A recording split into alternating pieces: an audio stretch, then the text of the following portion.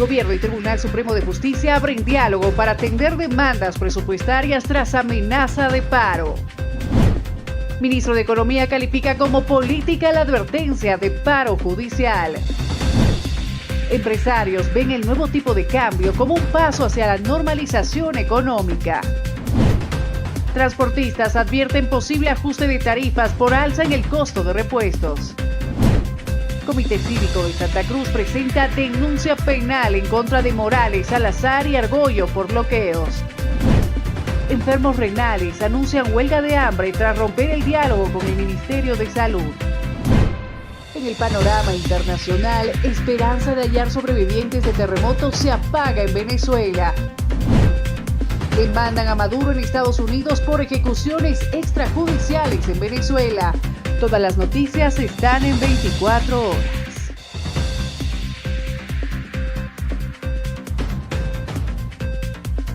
Iniciamos con las noticias más destacadas de las últimas horas, ya que el Gobierno y el Tribunal Supremo de Justicia abren diálogo para poder atender las demandas presupuestarias tras la amenaza del paro. Hay predisposición de parte del Ejecutivo de poder atender las demandas que tenemos como órgano del Estado, pero también hay la predisposición de nosotros de poder solucionar esto, como siempre lo dijimos, en base a una ruta crítica que primero había que agotar la vía del diálogo. Ese diálogo se está dando y ese diálogo va a alcanzar las soluciones para poder fortalecernos y además manteniendo el respeto entre los órganos del Estado y manteniendo la coordinación interinstitucional como manda la Constitución Política del Estado.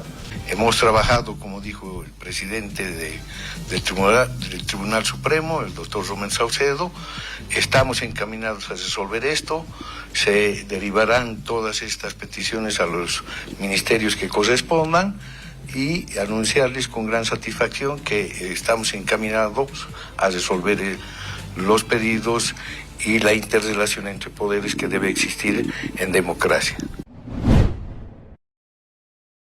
A propósito de este tema, el ministro de Economía y Finanzas Públicas, José Gabriel Espinosa, ha calificado como política la advertencia del paro judicial.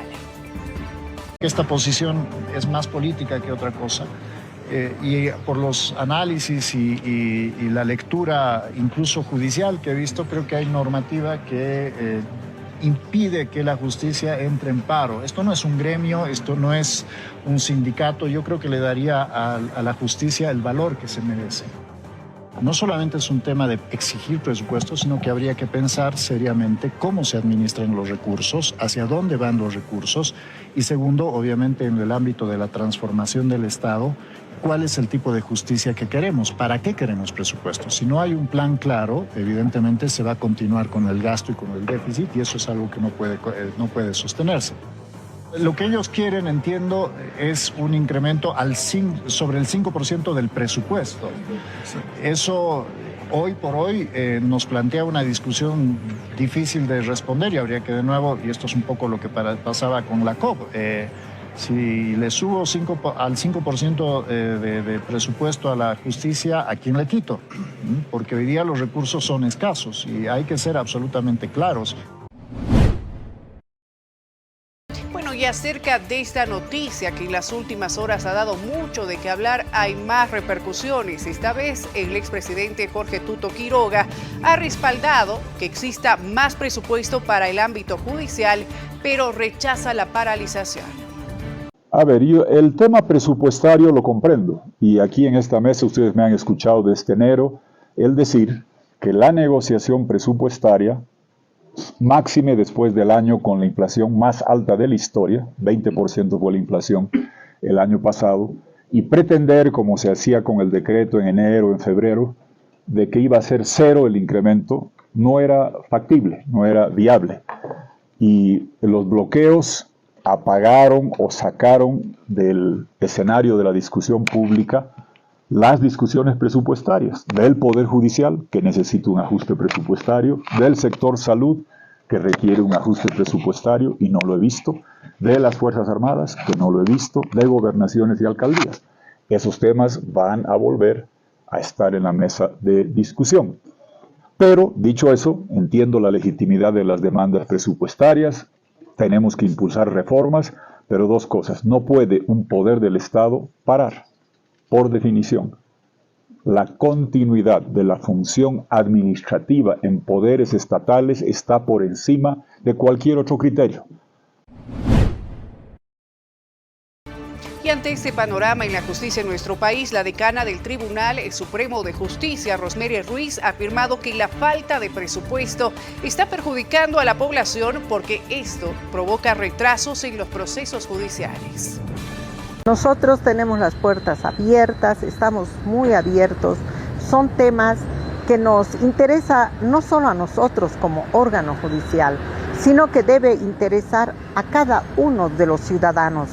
Porque cada ciudadano que viene aquí a pedir justicia y tiene que esperar años para que se resuelvan sus casos. Y no es por negligencia, no es por dejadez, ni de jueces, vocales, ni magistrados, sino lamentablemente es por la falta de personal, la falta de infraestructura. No podemos crear más juzgados, no tenemos dónde llevarlos.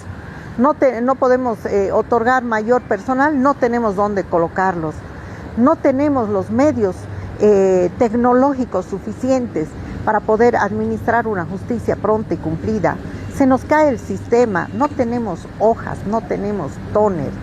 La población tiene que entender que es un pedido para ellos, no es para nosotros. Nosotros somos autoridades de paso, pero una justicia independiente es para toda la vida, es la base de la democracia. Una justicia independiente no es manipulada. Una justicia independiente no va a aceptar que nadie esté llamando para forzar un fallo. Imagínense, nosotros estamos pendientes de nuestro presupuesto. Entonces, no puede ser que tengamos que estar mendigando por un presupuesto. Somos un órgano del Estado.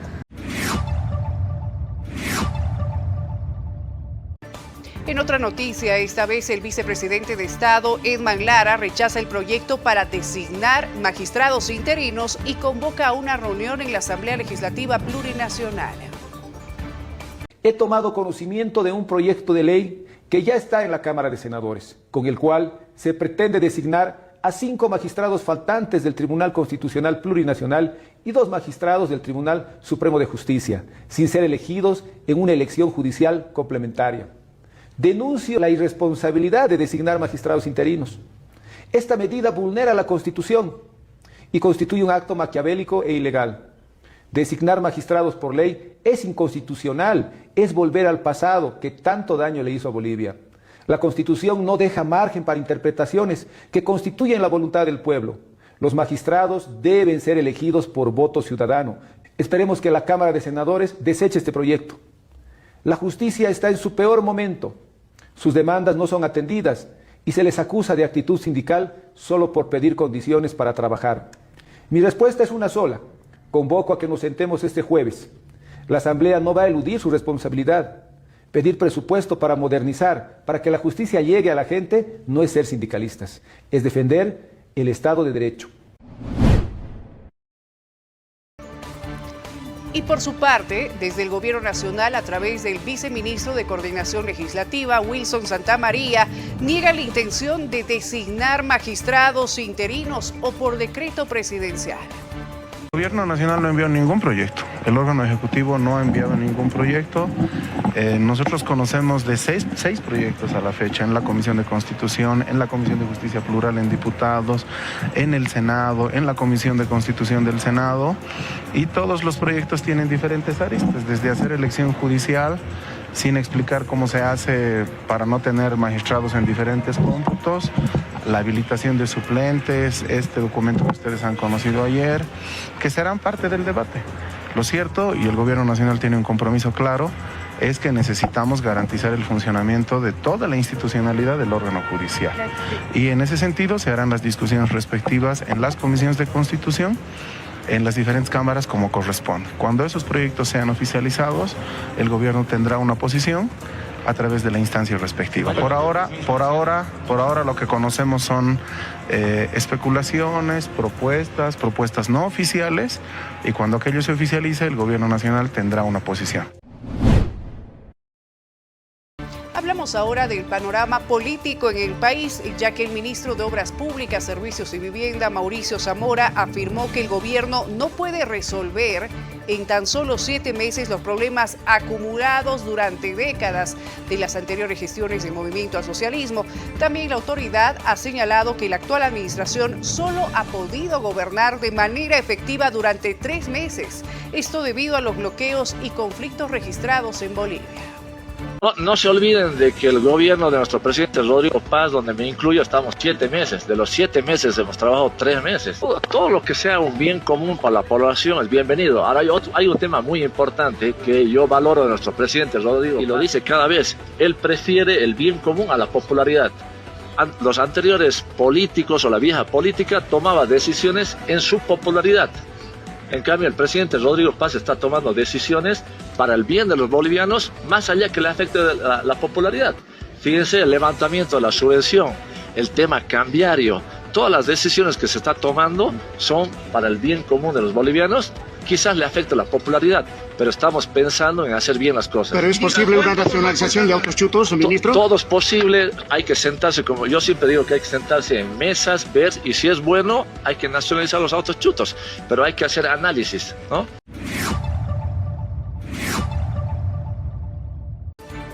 Cambiamos de tema y ahora hablamos en torno a la nacionalización de los autos chutos, algo que ha causado controversia en el país. Al respecto, el ministro de Economía y Finanzas Públicas, José Gabriel Espinosa, aseguró que el gobierno nacional apoyará la propuesta siempre y cuando no se nacionalice lo ilegal. Esto es lo que dijo. Lo que habíamos planteado desde el inicio es que tiene que haber un proceso de regularización. Esta debería ser la última vez que se hace esto, porque evidentemente no podemos seguir permitiendo el ingreso de autos, de vehículos indocumentados, con algunas restricciones muy claras. No se nacionaliza lo producto de lo ilícito. Vehículos robados, vehículos que sean identificados y que tengan procesos penales o que hayan sido parte de algún tipo de ilícito, ya sea en Bolivia o en el exterior, esos no deberían ser sujeto de regularización. ¿Hay un proyecto de ley al respecto? No, nosotros no hemos elaborado nada. Entiendo que esta es una propuesta de un diputado de Libre, a lo cual se le ha dicho que nosotros estaríamos de acuerdo siempre y cuando se cumpla con estos requisitos. No se nacionaliza nada que venga de lo ilegal, nada que venga de hechos ilícitos, y también obviamente se debe pagar los tributos que se han omitido y se debe pagar algún tipo de multa, porque evidentemente esto también forma parte de el desincentivo que tiene que haber a la inserción de vehículos indocumentados. $6.000 millones se prevé recaudar, ¿es evidente? Esa es la afirmación que ha hecho el diputado. Yo no tengo en este momento la posibilidad de afirmar o negar esa cifra. Habría que ver con algunas cifras actualizadas. En algún momento se hablaba de hasta 1 millón de vehículos indocumentados. Creo que esa es una cifra algo exagerada. En algunos casos, algunos estudios del sector privado hablaban de entre 350.000 y 400.000 vehículos. Creo que esa es posiblemente una de las cifras más cercanas. Y tras 50 días de bloqueos y perjuicio al país, desde el Comité Cívico de Santa Cruz presentaron una denuncia penal en contra de Evo Morales, Vicente Salazar y Mario Argüello por los bloqueos. Cabecilla hasta el momento identificado de todo esto. ¿Confía en que va a avanzar esta denuncia, presidente, ante el Ministerio Público? Nosotros estamos haciendo los pasos que conforme a ley nos mandan. Nosotros esperamos que aquí en la Fiscalía del Departamento se actúe como corresponde. Están todas las pruebas, por eso es que hemos demorado ahí, porque tenemos absolutamente todo y no sabía la funcionaria si aceptarla o no aceptarla. Hoy, y repito, mediante la presión de ustedes fue que nos dieron el código. Con este código nosotros le vamos a hacer el seguimiento que corresponde, pero sobre todo vamos a estar encima de este acto, porque no puede ser que durante 53 días unos cuantos terroristas hayan querido tener secuestrado un país, destruir todo un país por los afanes de poder. Presidente. Nosotros vamos a estar siempre del lado que corresponde, y este lado es la verdad, y si la justicia actúa conforme a ley, estos deberían ser llamados cuanto antes a declarar. En otra noticia, la diputada de la Alianza Libre, Lucero Justiniano, ha presentado un proyecto para abrogar los decretos que otorgan beneficios a los dirigentes y miembros de la Central Obrera Boliviana. El día de ayer he presentado un proyecto de ley de abrogación de los decretos 4500 y 4710 y quiero que este mensaje sea claro el día de hoy. Hoy empieza el fin de los privilegios de los dirigentes de la COP. Estos decretos 4500, que fue el primero en presentarse, le daba a los dirigentes sindicales, federaciones y demás que el Ministerio de Trabajo pueda darles o pueda hacer los sindicatos mandar que están en comisión y aún así percibir el 100% de su salario. Y presentaron otro decreto supremo que es el 4710 que amplía el 4500 y nosotros no estamos de acuerdo con darle privilegios a los sindicatos que bloquean Bolivia y que no dejan trabajar a millones de bolivianos. Es por eso que nosotros estamos presentando la abrogación de estos dos decretos supremos. Cambiamos ahora el rumbo de la información. Hablamos de justicia en el país, que está ligada también a temas de justicia. Dentro del denominado caso Tomate, la justicia ha negado la acción de libertad que solicitó Lidia Patti, quien a su vez ha denunciado ser una perseguida política. ¿Cómo que se ha decidido, doña Lidia? Sí, se ha negado acción de libertad, pero Dios es grande, Dios siempre va a obrar a favor de los inocentes. ¿Qué estaba pidiendo usted? Acción de libertad, que me tienen que dar de acuerdo a la Constitución, artículo 15, artículo 115, 117. Ahora, usted dice que no es responsable, acusa a Felipe Aguanta y Elvira Parra, ¿esto es así, doña? Sí, que le citen, que para eso está el Ministerio Público, que investigue, que a los testigos también que convoque, ¿no? Porque no está cumpliendo el Ministerio Público. ¿Ellos serían los principales implicados dentro del Fondo Indígena? Saben bien, pues el Ministerio Público ya tienen conocimiento, ellos tienen que trabajar, tienen que cumplir sus trabajos del Ministerio Público. ¿Otras ex autoridades tal vez que también sean implicados? Ellos, para eso está la investigación. Mira, ya estoy 4 meses y ahora ya estoy 7 meses detenida, pero no hace nada, no han investigado nada, pero ahí está la vulneración de mis derechos que están haciendo. ¿Usted ha ejecutado los proyectos, doña Lidia? Y me calumnian de que 169 proyectos, es mentira. Es pues apenas 2 proyectos. Ahorita estoy esta acción de libertad que he presentado es de proyecto Tomate. Doña, ¿qué es de los recursos? ¿Usted qué información tienes de los recursos económicos que se han destinado para estos proyectos? Y yo he ejecutado, tengo información. Bien, es momento de una breve pausa en esta entrega informativa en su tercera edición del noticiero 24 horas. Al retornar vamos a hablar de las repercusiones en el ámbito empresarial con el tema del dólar flexible en el país y mucha más información. No se vaya.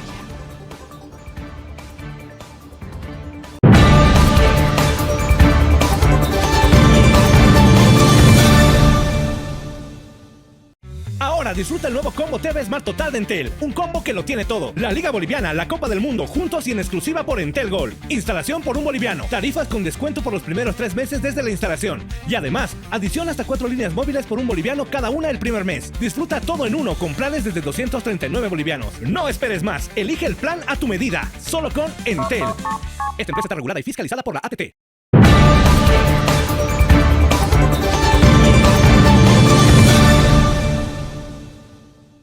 Continuamos con más información aquí en su noticiero 24 horas. Gracias por permanecer con nosotros. Seguimos con las noticias, ya que desde Santa Cruz los empresarios ven el nuevo tipo de cambio como un paso hacia la normalización económica en nuestro país. Es uno de los varios pasos que tiene que dar el Estado boliviano en cuanto se refiere al sinceramiento de la economía boliviana.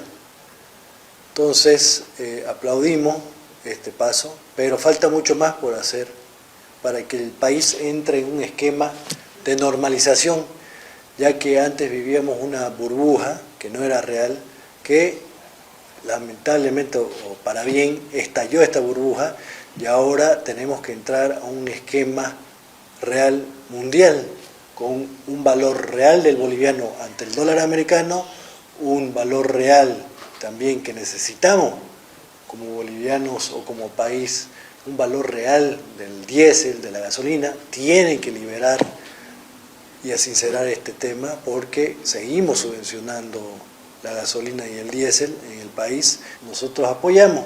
Al tener una moneda devaluada ayuda mucho a los exportadores, que significa que te volvés más competitivo para poder exportar.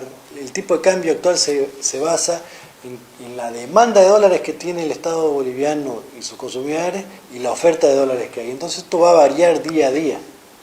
Y las empresas vamos a tener, los empresarios, las personas, vamos a tener que ajustarnos de acuerdo a cómo se mueva este tipo de cambio día a día.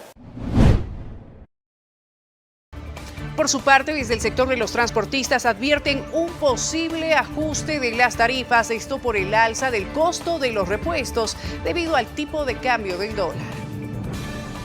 Está flexibilizando el dólar y también han escuchado ya el anuncio de algunas empresas importadoras donde han dicho que van a actualizar sus productos de importación a precio de lo que actualmente se está ya valorando. Eso quiere decir que los repuestos, artefactos que nosotros utilizamos, lamentablemente van a subir de valor. Ahora, al tener un incremento de los costos de operación, va a hacer que nosotros como transportistas exijamos a la autoridad una actualización tarifaria en base a la economía que se va a manejar. Entonces, yo creo que esto es muy delicado porque como choferes no es una iniciativa, no es algo que queramos en este momento, pero lamentablemente al existir una norma superior, nosotros tenemos que sujetarnos a aquello y obviamente vamos a solicitar a las autoridades que de una vez se trabaje como en su momento se ha hecho. Lo que ha pasado con la gasolina, hemos estado nosotros obligados en hacer la actualización tarifaria. Entonces va a ocurrir lo mismo, esperemos que no sea que no se afecte tanto a nosotros como sector ni a la población. Cambiamos de tema, hablamos sobre el combustible en el país, ya que la Cámara de Transporte de Cochabamba ha exigido a la Agencia Nacional de Hidrocarburos, la ANH, incrementar en más del 130% el cupo del combustible para este sector. Sin embargo, obviamente necesitamos que no solo se distribuya el 100%, sino casi el 130%, porque en cada surtidor tenemos aproximadamente 100 unidades paradas y en promedio hacemos una cola de 3-4 días, entonces no se puede trabajar de esa forma. De hecho sí, nosotros un día que paramos significa para nosotros 3 días que no podemos trabajar por la operativa que tenemos. Ya tenemos en los 58 días una pérdida acumulada de 718 millones y ahora vamos prácticamente en el 7º día que una vez que se han levantado los bloqueos seguimos sin poder trabajar. Nosotros hemos monitoreado y alrededor del 20-30% del parque automotor de las empresas afiliadas a la Cámara están todavía paradas.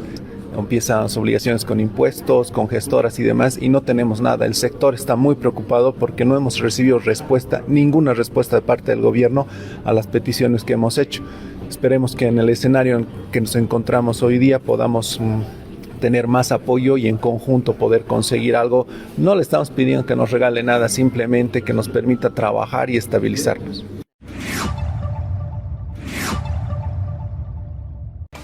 Continúan los conflictos por la crisis del combustible en nuestro país. Esta vez las organizaciones sociales del Trópico de Cochabamba han denunciado que continúan las extensas filas en los surtidores debido a la escasez del combustible, situación que asegura afecta al transporte, la producción y otras actividades económicas de esta región. El tema de carburantes no cambió nada, ¿no? Más allá de carburantes de mala calidad, no vale decir carburantes basura, lo mismo, no cambió nada, las filas prácticamente eminentes, interminables, ya sea en el Trópico de Cochabamba, acá también hemos visto de la misma forma, no hay un cambio, más a lo contrario, en lugar de poder salir de esta crisis combustible que ha sacudido a nuestro país, encima lo están aplicando más paquetes, el nuevo paquete que acabamos de mencionar.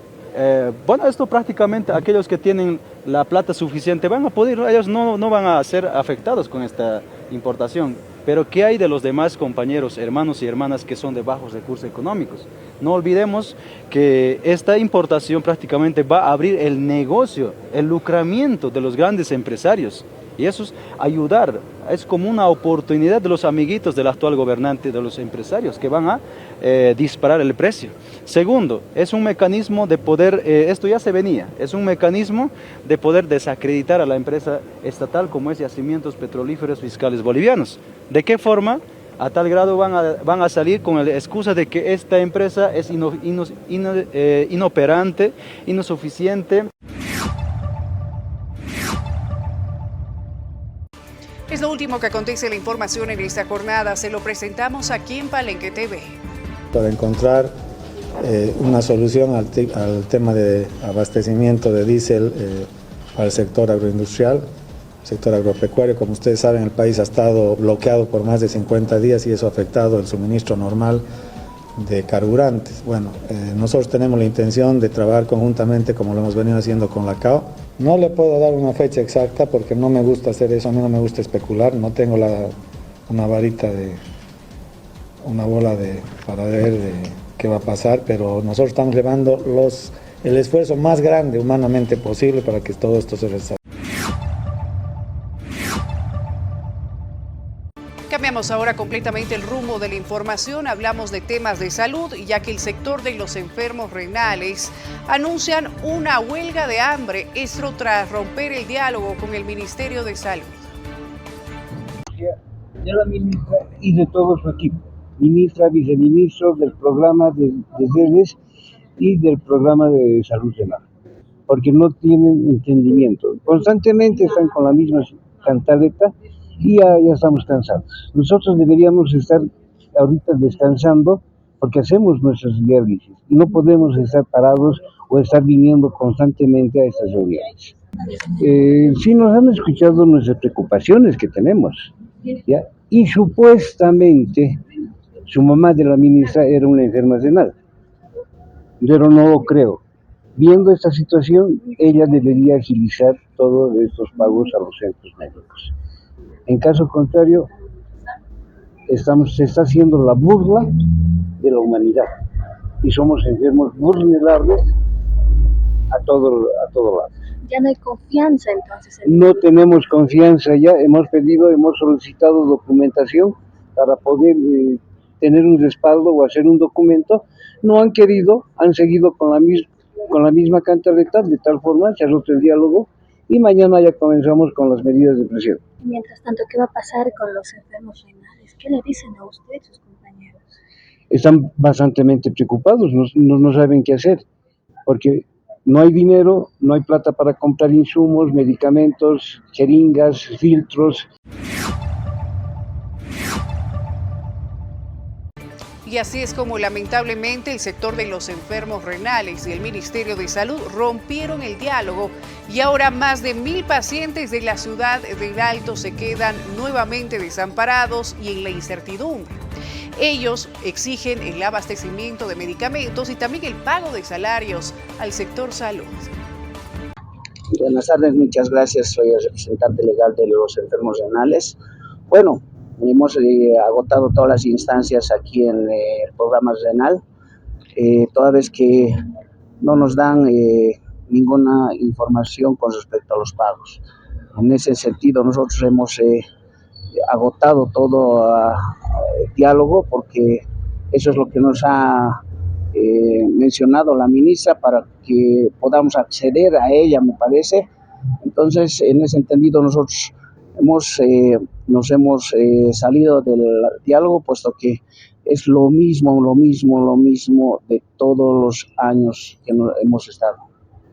¿Cuántos centros están viendo afectados? Bueno, son alrededor de 8 centros en la ciudad del Alto. Esto pues afecta a cada uno. Y eso son los públicos como privados, ¿no es cierto? Entonces, no queremos hacer ninguna diferencia entre estos dos centros, puesto que nosotros como enfermos renales somos todos iguales. Entonces, la enfermedad es lo mismo.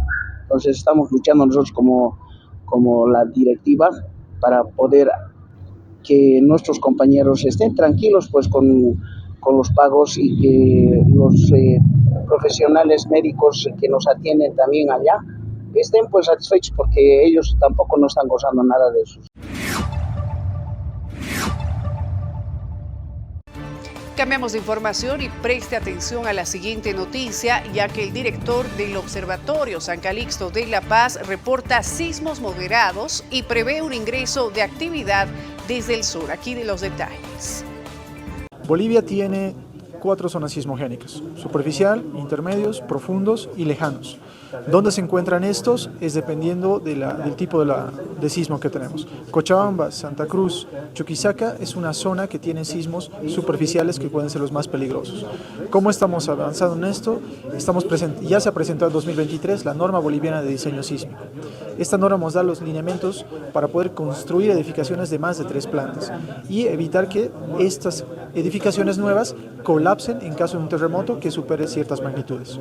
De alerta como tal, el observatorio tiene, pero ya con datos más profundos y más serios. Podemos decir que hasta en 7-8 minutos se tienen estos datos disponibles en la página web y las redes sociales. La alerta de Google, por ejemplo, es una alerta que va con el sistema Android, pero depende, como mencionaba anteriormente, de la densidad de personas que estén activadas estas alertas. En La Paz está influenciado por los sismos intermedios, mayormente. Estos sismos intermedios a veces son imperceptibles, sin embargo tenemos sismos superficiales, los cuales no son muy constantes. A propósito de este tema, el director nacional de la Sociedad de Ingenieros de Bolivia, Alberto Gutiérrez, ha indicado que según datos que tiene esta institución, apenas el 5% de las construcciones en el país cumple con los criterios de diseño sismo resistente, esto bajo la normativa vigente en el país. Además, Gutiérrez ha indicado que urge aplicar la norma boliviana de diseño sísmico. Escuche esta información. Como mencionaba el ingeniero Grandi, existe un 5% de diseño sismo resistente en Bolivia, con la normativa actual vigente, que es la norma boliviana de diseño sísmico que tengo en este momento en mi mano. Este documento debe ser de cumplimiento obligatorio, tiene una resolución ministerial y ha sido promulgado el 2023. Lamentablemente, antes de esa fecha, son pocos los edificios que han tenido cálculo sismo resistente. Y una pregunta muy acertada es, ¿qué se hace con los edificios que no fueron diseñados sismo resistentemente?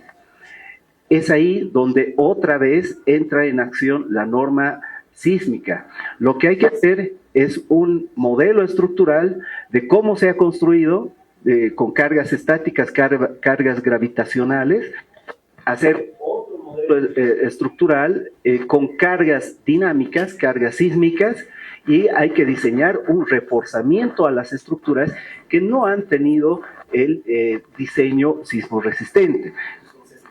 Sí hay solución, sí se puede dar seguridad a los edificios que no han sido calculados de forma con el diseño sismo resistente.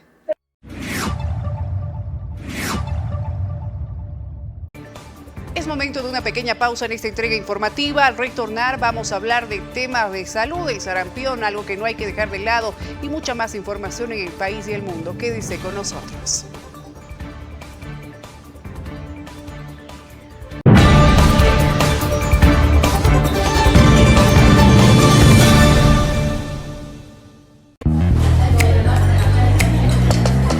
A veces la vida te sorprende. Y a veces mucho más. La Copa Mundial de la FIFA 2026 la vives con Entel. Entel.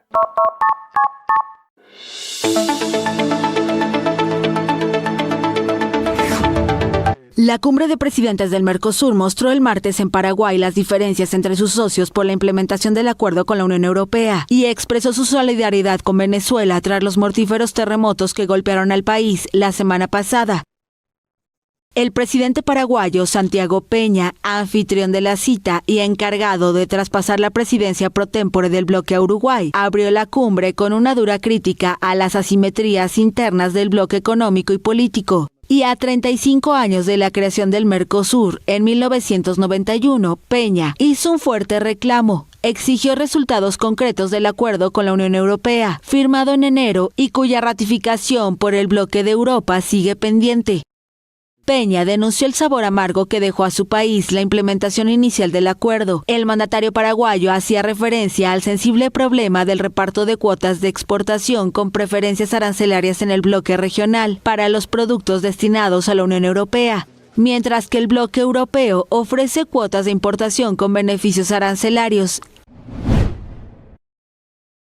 La Corte Suprema de Estados Unidos rechazó el martes el intento del presidente Donald Trump de restringir la ciudadanía por nacimiento mediante un decreto que apuntaba a los hijos de inmigrantes en situación irregular. En una votación de 6 contra 3, 3 jueces conservadores y 3 progresistas del máximo tribunal se unieron para tumbar ese texto firmado el 20 de enero de 2025 por Trump, al volver a la Casa Blanca. La justificación era que esos niños no estaban sujetos a la jurisdicción de Estados Unidos. En su fallo, los jueces concluyen que los niños nacidos en Estados Unidos de padres presentes ilegal o temporalmente son ciudadanos por nacimiento en virtud de la 14ª enmienda de la Constitución. Los jueces recuerdan que esa enmienda, adoptada en 1868 después de la Guerra de Secesión, sirvió para garantizar los derechos de los esclavos liberados y de sus descendientes.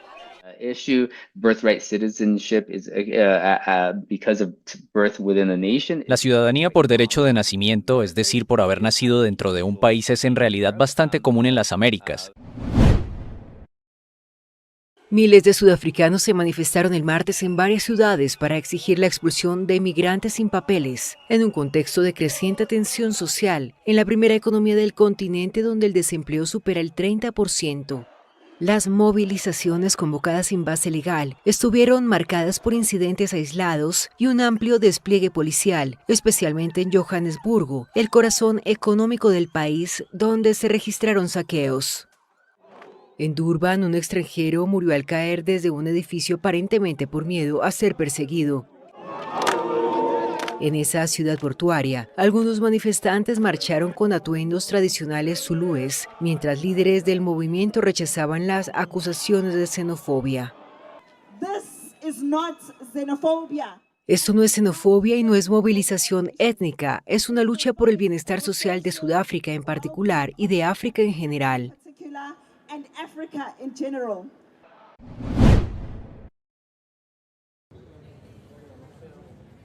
El número de fallecidos por los 2 devastadores terremotos que sacudieron el norte de Venezuela la semana pasada han ascendido a 1943 según las autoridades. Además, 10.571 personas han resultado heridas y 28.380 están recibiendo atención en hospitales o campamentos temporales tras los seísmos, según Jorge Rodríguez, presidente de la Asamblea Nacional del país. Y tenemos habilitados 55 refugios entre... Mientras tanto, los venezolanos de a pie se han movilizado en masa para ofrecer su ayuda junto a los médicos. Quisiéramos ir al área de rescate, de poder seguir esperando a los que aún estén con vida. Sin embargo, también hay un gran trabajo en el área de patología y en el ayudar a las personas que están buscando a sus desaparecidos a que por lo menos los identifiquen y tengan sus cuerpos para que reciban dignidad también para sepultarlo. 4 agentes de la policía venezolana fueron detenidos y expulsados del cuerpo tras ser acusados de robar dinero en efectivo encontrado entre los escombros de La Guaira, el estado más afectado. Según las autoridades, los funcionarios aprovecharon las labores de rescate para apropiarse de valores hallados en edificios colapsados. El caso salió a la luz cuando uno de ellos fue grabado con una bolsa que contenía presuntamente unos $10.000 en billetes de 100. Los vecinos lograron recuperar el dinero y las imágenes provocaron indignación en todo el país. Los 4 agentes ya fueron puestos a disposición de la justicia.